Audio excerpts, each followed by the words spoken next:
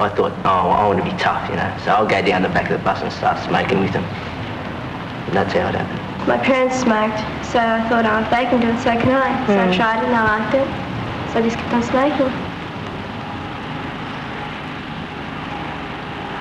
I found to be one of the boys, you know, you really had to smoke, you know, the majority of the bus smoked.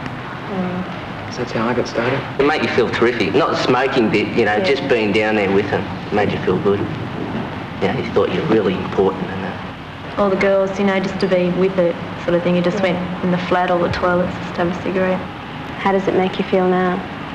Now I just smoke for relaxation and it just relaxes me a lot. If you haven't got a cigarette, you know, you're kind of sitting there and you don't know what to do with your hands, you know, you put them in your pocket and then take them out and you're folding your arms. You just don't know what to do with your hands. So you put a cigarette and that solves it.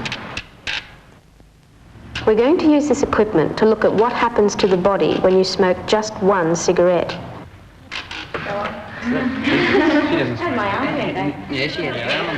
Maybe you think that smoking only affects older people, causing things like heart disease and lung cancer. But there are some ways that smoking affects everyone who smokes, right from the very first puff, not 30 or 40 years from now. When you smoke, you take in a mixture of about 2,000 chemicals, and some of these can cause cancer. Others, like carbon monoxide, the invisible gas found in car exhaust fumes, are highly poisonous. In large concentrations, carbon monoxide can kill in a few minutes. This machine measures the level of carbon monoxide in your lungs. Now, who smokes? You don't smoke, do you, John? And Kathy, what about you? Occasionally, about once every 2 weeks. All right, John, let's check the level of carbon monoxide in your lungs. Okay.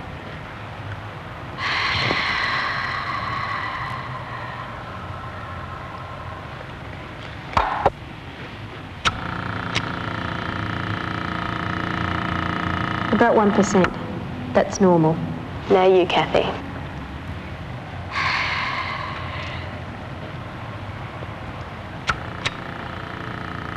1.2. That's normal as well. Let's go out in the traffic now and see what level we get outside from the exhaust fumes.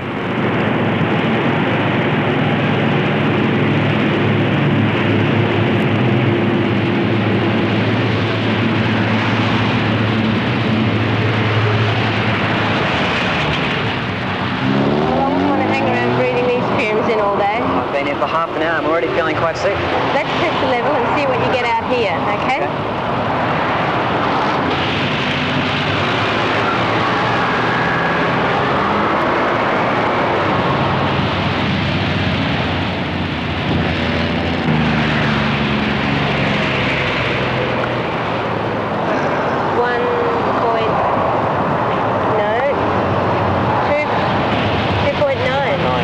That's a lot higher than what we got in the classroom, isn't it? Yep. Well, let's go back there now and compare this level to the level we get when Kathy smokes a cigarette.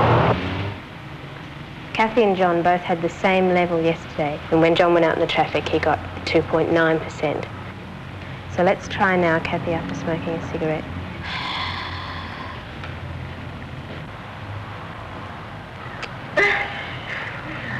That's 7.8%. That's a lot higher than John recorded in the traffic. I didn't realise that I was taking in so much pollution when I smoked. Yeah, because we were standing around the traffic for a long time. It's pretty convincing. What we're going to do now is test how smoking affects the heart. Now, who amongst you is a regular smoker? Ben, let's strap you in.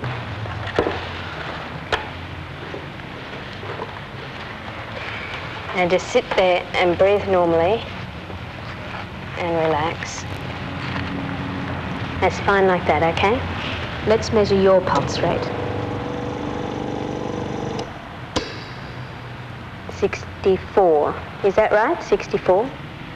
Right, now light up and we'll see what your pulse rate is after one cigarette.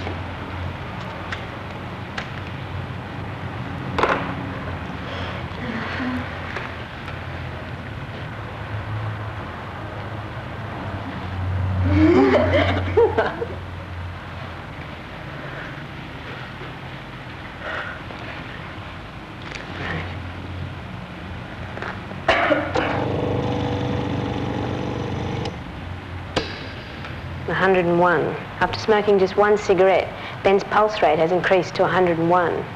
His heart's working like he's climbed 2 flights of steps and is just sitting still. Smoking one cigarette, Ben's pulse rate has increased by 37 beats per minute. Well, my father's been pretty sick, fairly sick. He's become really weak, and he's had a pretty bad breakdown. My mum, she just fidgets a lot. When she has got a cigarette, she clicks her fingers or things like that. She's really nervous. You say you don't want to give up now. Do you think you'll ever give up? I think I will. I do. I really put my mind to it. Because you've seen the effects on your parents? When you try and give up, like, people say that, oh, I'll just cut down, you know, and then I'll eventually give up. But, you know, you sit there and then you say to yourself, oh, I'll have the cigarette now and then I won't have any more. But I reckon that if you're going to stop, you just got to cut out completely. Because, you know, one leads to another and another and another, and you just can't cut down that way. You're an addict, and that's all there is to it. There's no real reason for smoking. John, did you feel different when you gave up? I felt really good. Really good? Yeah. I felt really energetic, and I didn't stink. And now that I feel so good now that I just couldn't start. Tassio, did you find it hard to give up? I think the time was right, and I just gave up. But it was still pretty hard. When you gave up, did you slowly phase it out, or did you stop all? No, I just stopped all of a sudden, and I said, I'm not touching another cigarette again, and I haven't.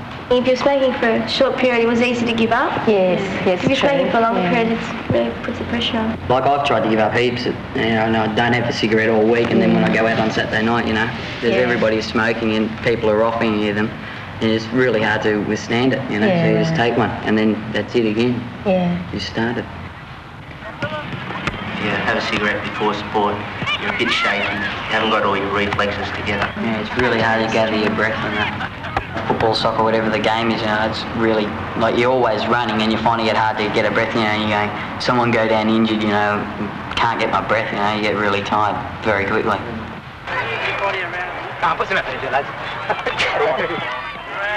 Soccer's a 90-minute game. It must be one of the hardest games to play in because you're running for 90 minutes, or you're supposed to be running for 90 minutes, you know, and you cover as much as 15 miles in a game. Right. You know, so, you know, you've got to be fairly fit for that.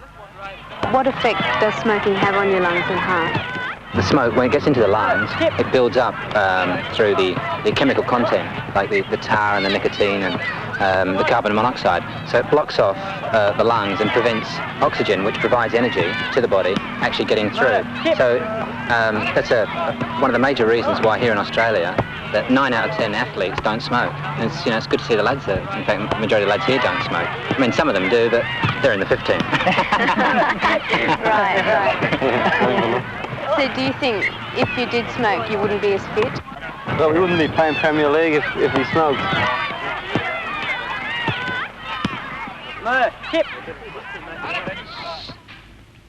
Nikki and Tassio are using these simple devices to see how much tar they can collect from one cigarette. Tar is a mixture of hundreds of different chemicals which can cause cancer. In fact, scientists have produced skin cancer in mice by painting tar onto their skins.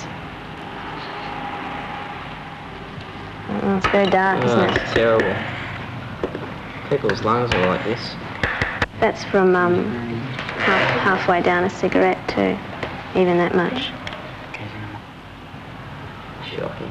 You can take that much tar in from one cigarette. Imagine how much a heavy smoker takes in over a year. Imagine those lungs are like a sponge. That's almost half a litre over a year. Earlier on, somebody said that smoking relaxed them. Well, we'll check this out now. Now, Margaret, you know how to use it. The idea is to avoid touching the sides and hold your arm out as straight as you can. We'll see how few hits you can get in 20 seconds.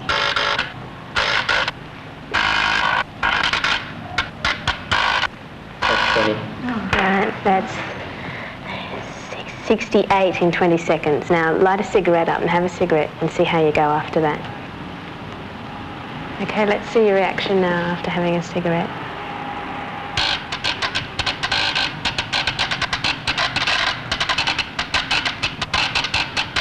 That's 20. Okay, that's... Margaret's rate has increased from 68 to 125 after smoking one cigarette. Shaky? Yeah. Yeah.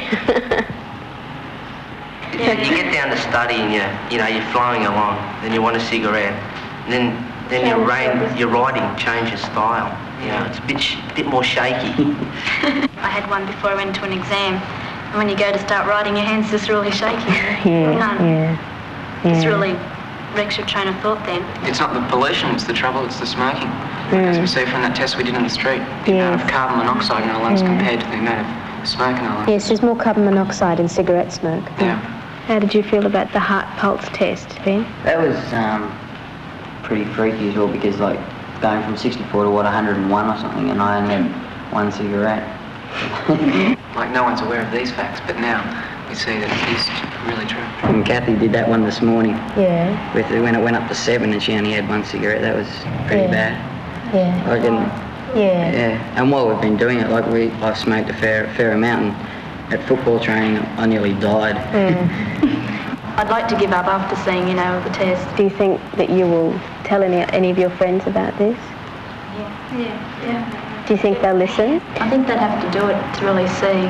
See, like if I was listening to someone else who was telling me about that, it wouldn't affect me any. I just had to be there and doing it. Experience it. Yeah. These tests really made us aware of the side effects, the effects that we never really see. We know that it blackens our lungs, and that's been really plugged into us. But all these effects of, fidgety and nervousness and all the other things have, now they're made aware to us. We were just mucking around with the tests and that, and we were all trying to have a go at it. We were just seeing how badly we were going, and we were going, oh no, I'm not going to do that test, It just makes me look even worse. You don't want to face up to what's really going on.